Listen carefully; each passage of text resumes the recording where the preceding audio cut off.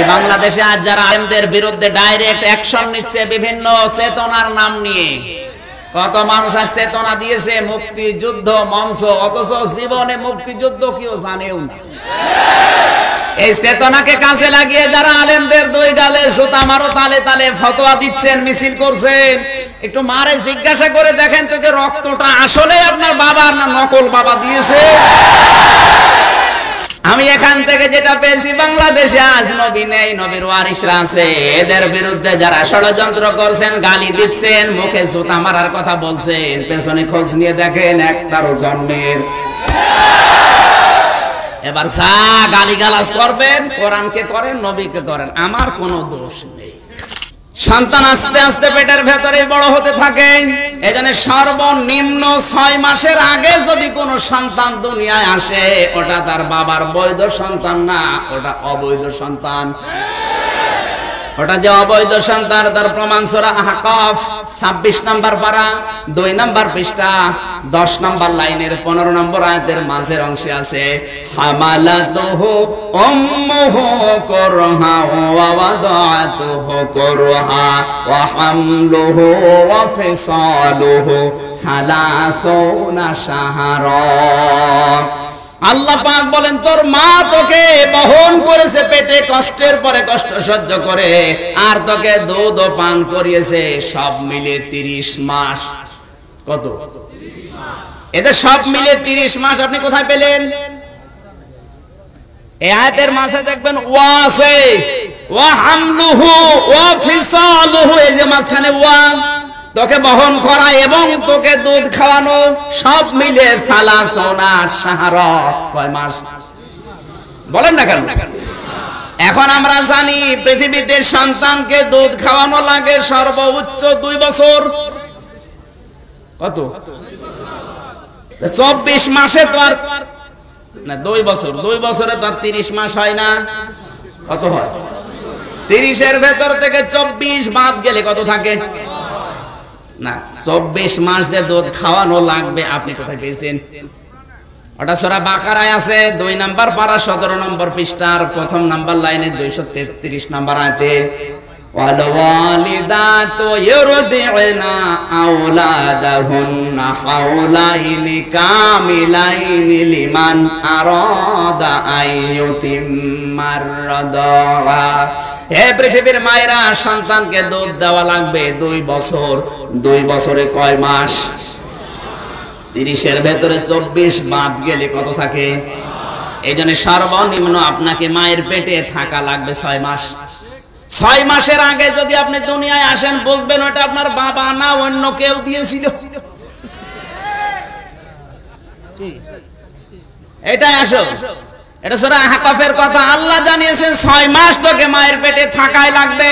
6 মাসের আগে যদি কেউ দুনিয়ায় চলে আসে, বুঝতে হবে ওর বয়স ঠিক 6 মাস, কিন্তু এটা ওর বাবার বীর্য না, নকল বাবা দিয়েছে। আর নকল বাবা যদি দেয়, ওই সন্তান কি বৈধ না জারজ? আরো জোরে।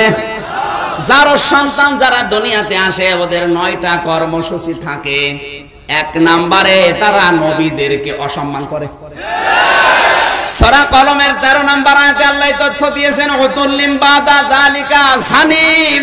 হে নবী, আপনার বিপক্ষে যারা অবস্থান নেয়, আমি আল্লাহ নিজে ফতোয়া দিলাম, আপনি খোঁজ নিয়ে দেখবেন ওদের জন্ম ঠিক নেই, ওরা জারজ। এইজন্য দুনিয়াতে এখন 228টা রাষ্ট্র।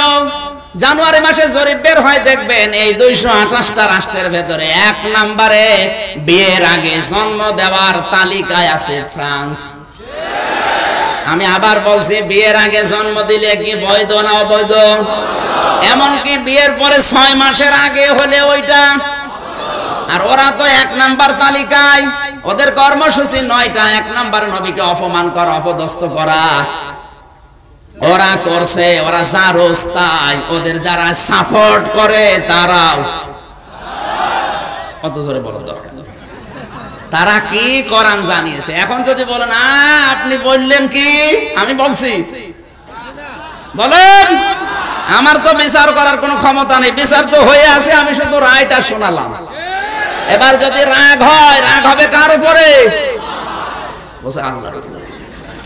আমার মনে হয় আল্লাহ যদি না আসতো, ও আল্লাহকেও ছাড়তো না। আমি এখান থেকে যেটা পেয়েছি, বাংলাদেশে আজ নবী নেই, নবীর ওয়ারিসরা আছে। এদের বিরুদ্ধে যারা ষড়যন্ত্র করছেন, গালি দিচ্ছেন, মুখে জুতা মারার কথা বলছেন, পেছনে খোঁজ নিয়ে দেখেন একটারও জন্মের। এবার যা গালিগালাজ করবেন, কোরআনকে করেন, নবীকে করেন, আমার কোনো দোষ নেই। নাকি গালি আমার দেবেন? একটা কথা, এই যে আমি প্রায় 1.5 ঘন্টা কথা বলছি, একটা কথা ভুল ধরে তো কোনটা ভুল হয়েছে বলে।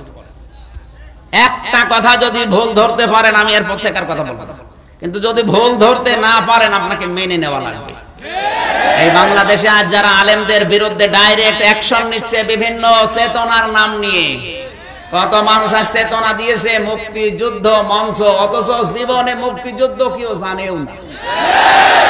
এই চেতনাকে কাজে লাগিয়ে যারা আলেমদের 2 গালে জুতা মারো তালে তালে ফতোয়া দিচ্ছেন, মিছিল করছেন, একটু মারে জিজ্ঞাসা করে দেখেন তো যে রক্তটা আসলে আপনার বাবার না নকল বাবা দিয়েছে।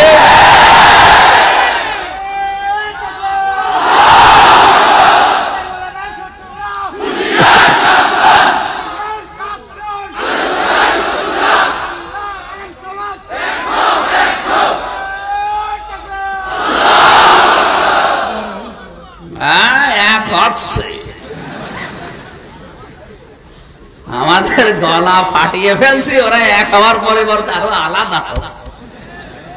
এই জন্য গালি এখনো শোনেননি, গালি এখনো শুরু হয়নি। আসেন, বিভিন্ন চেতনার নাম দিয়ে যেগুলো করছেন, এগুলো চেতনা না, এটা সয়েকার বাদ দিলে যা থাকে তাই। এই চেতনা কি কোন কারণে নিয়েছেন আমরা তাও জানি। মানুষকে ধোঁকা দিয়ে বোকা বানিয়ে আজ অনেকে আখের গোছাচ্ছে এই চেতনার নাম দিয়ে।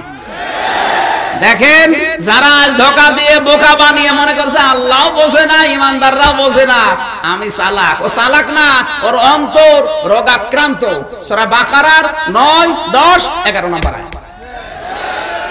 يخادعون الله والذين آمنوا وما يخدعون إلا أنفسهم وما يشعرون في قلوبهم مرض فزادهم الله مرضا ولهم عذاب أليم بما كانوا يكذبون।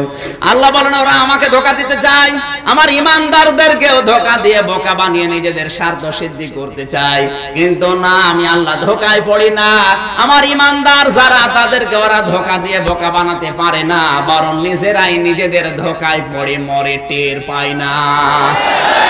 এজন্য আমি আল্লাহ তাদের ভেতরে যে রোগ আছে, ওই রোগটা বৃদ্ধি করে দেয়।